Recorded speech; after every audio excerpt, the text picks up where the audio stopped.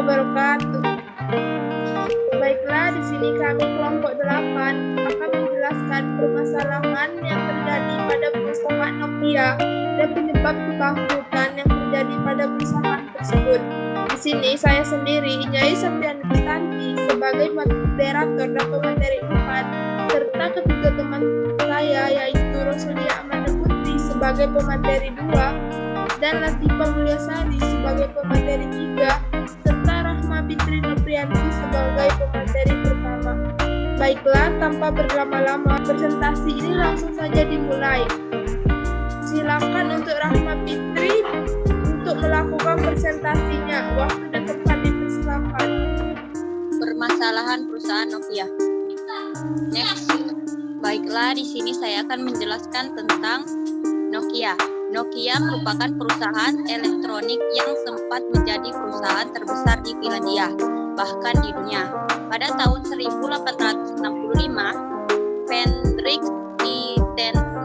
Idestam mendirikan perusahaan penggilingan kayu di Finlandia bernama Nokia. Kemudian pada tahun 1950, Nokia perusahaan divisi elektronik dikarenakan menganggap bahwa perusahaan elektronik memiliki masa depan cerah. Next. Berikut ada beberapa permasalahan perusahaan Nokia. 1. Penyebab gagalnya perusahaan Nokia.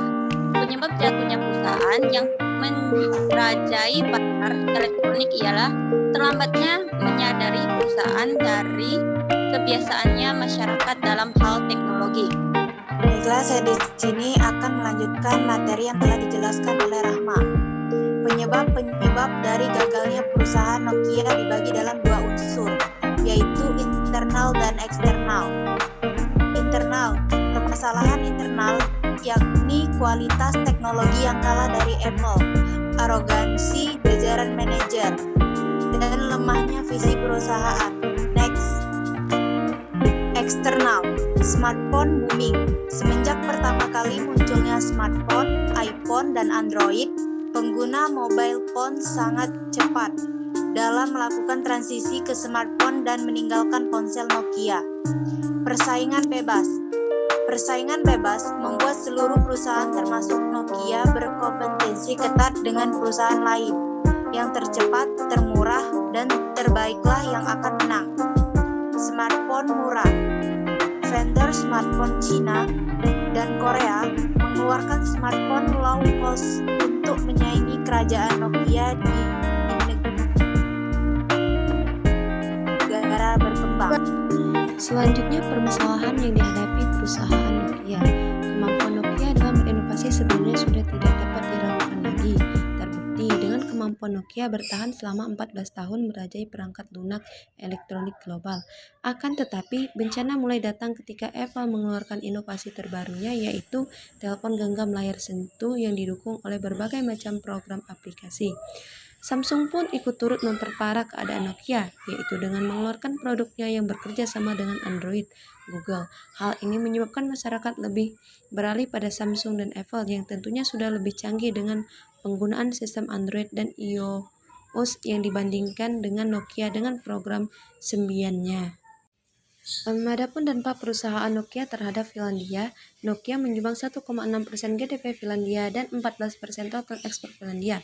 Hal ini membuktikan bahwa peran Nokia terhadap negara Finlandia sangat signifikan. Pada puncak kejayaan Nokia menyumbang 40% dari seluruh ponsel yang beredar di seluruh dunia. Nokia sempat menjadi brand paling termasyhur di Finlandia dan membuat perekonomian negara itu menjadi makmur. Oke, di sini saya sebagai moderator sekaligus pemateri 4 akan menjelaskan solusi dari permasalahan perusahaan Nokia.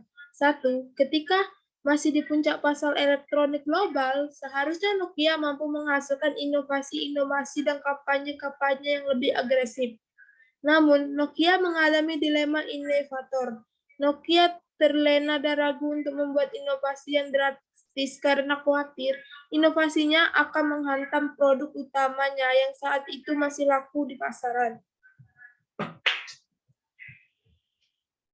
Yang kedua, pihak Nokia harus merelakan perusahaannya diakuisisi oleh perusahaan lain, yaitu seperti Microsoft, agar perusahaan tetap bisa berjalan meskipun tidak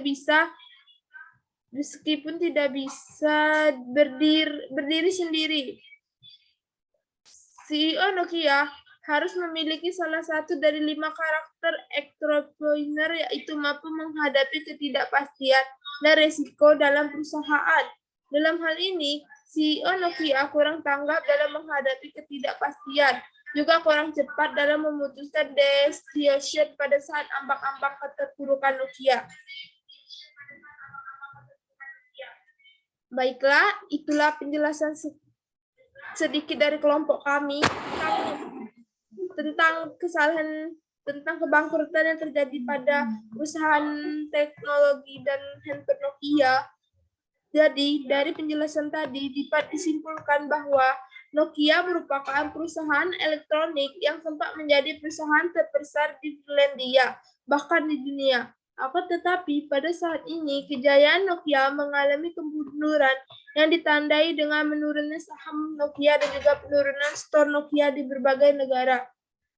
Pada tahun 2012, menyadari gagalnya perusahaan Nokia di berbagai dalam 2 unsur, yaitu internal dan eksternal.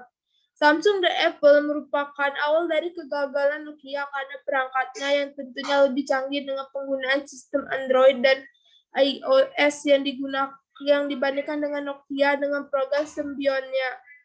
Pada puncak kejayaannya, Nokia menyumbang 40% dari seluruh ponsel yang tersebar di seluruh dunia.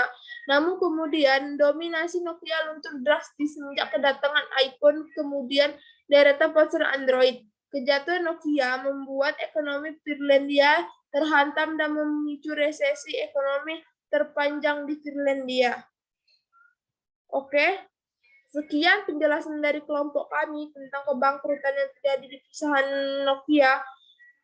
Kami akhiri yang kami ucapkan. Wassalamualaikum warahmatullahi wabarakatuh.